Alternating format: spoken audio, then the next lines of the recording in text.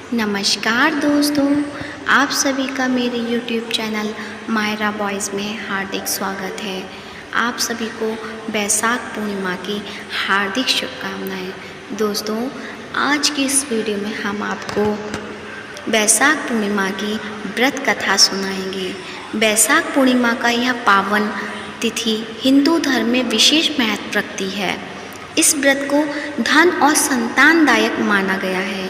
जो भी श्रद्धालु पूरे विधि विधान के साथ बैसाख पूर्णिमा की व्रत रखता है, उसकी सभी कामनाएं भगवान विष्णु पूरा करते हैं। कहा जाता है कि जो कोई भी बैसाख पूर्णिमा की व्रत को कथा के साथ पूरे नियम के साथ पूरा करता है, उसके ऊपर भगवान विष्णु और माता लक्ष्मी की विशेष कृपा होती है। तो आइए सुनते हैं कथा। पौराणिक कथा के अनुसार एक बार द्वापर युग के समय माता यशोदा भगवान श्री कृष्ण से पूछती हैं कि आप संसार के पालन करता हो, मुझे ऐसा कोई उपाय बताओ जिससे मृत्यु लोक में किसी भी स्त्री को विधवा होने का भय ना हो और ना ही उसे निसंतान होने का दुख रहे। तब भगवान श्री कृष्ण ने अपनी माँ से कहा कि मैं आपको एक ऐसे ही व्रत के बारे में विस्तार से बताता हूँ। सौभाग्य प्राप्ति के लिए हर महिला को 32 पूर्णमासी तक इस पावन पर्व व्रत को करना चाहिए।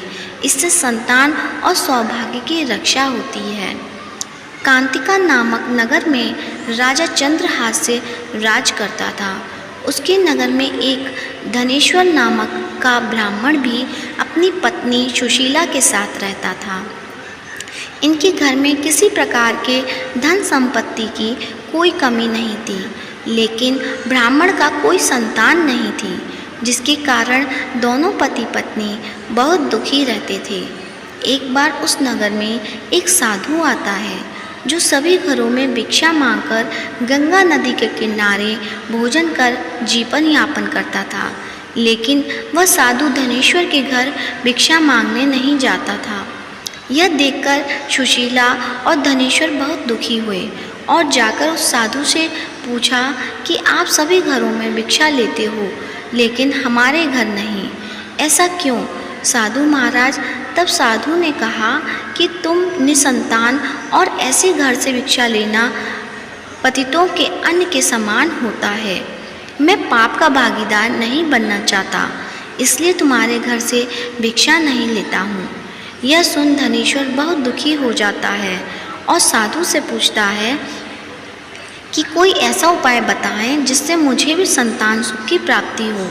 तब साधु ने उस दंपति को 16 दिन तक माँ चंडी के पूजन की सलाह दी, जिसके बाद धनेश्वर और उसकी पत्नी ने ऐसा ही किया।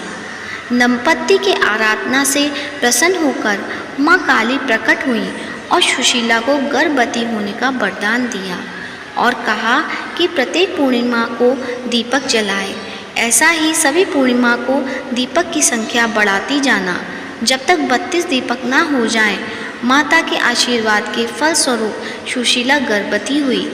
काली माता के कहे अनुसार वह दीपक जलाती रही। माँ काली की कृपा और आशीर्वाद से दंपति के घर एक पुत्र ने जन्म लिया, जिसका नाम धनेश्वर और सुशीला ने देवदास रखा। देवदास जब बड़ा हुआ तो धनेश्वर ने उसे विद्या ग्रहण करने के लिए काशी भेजा। काशी में देवदास के साथ एक अजीब दुर्घटना घटी, जिसके कारण धोखे से देवदास का विवाह हो गया। जब देवदास ने बताया कि वह अल्पायु में है, फिर भी उसका विवाह जबरदस्ती करवा दिया गया। कुछ समय बाद जब काल देवदास के प्राण लेने आया तो काल देवदास का प्राण नहीं ले पाया। तब काल ने यमराज से कहा कि वह देवदास के प्राण लेने में असमर्थ है, जिसके पश्चात यमराज ने इसके पीछे का कारण जानने के लिए भगवान शिव और माता पार्वती के पास गए।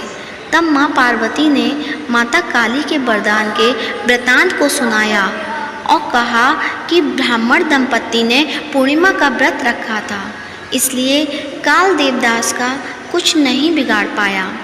तभी से कहा जाता है कि कि पूर्णिमा के दिन व्रत करने से काल से मुक्ति मिलती है और भगवान सभी की मनोकामनाएं पूरी करते हैं। दोस्तों, कथा कैसी लगी है कमेंट बॉक्स में ज़रूर बताएं और इस वीडियो को ज़्यादा से ज़्यादा शेयर करें। यदि आप मेरे चैनल पर नए हैं तो चैनल को सब्सक्राइब करें। धन्यवाद।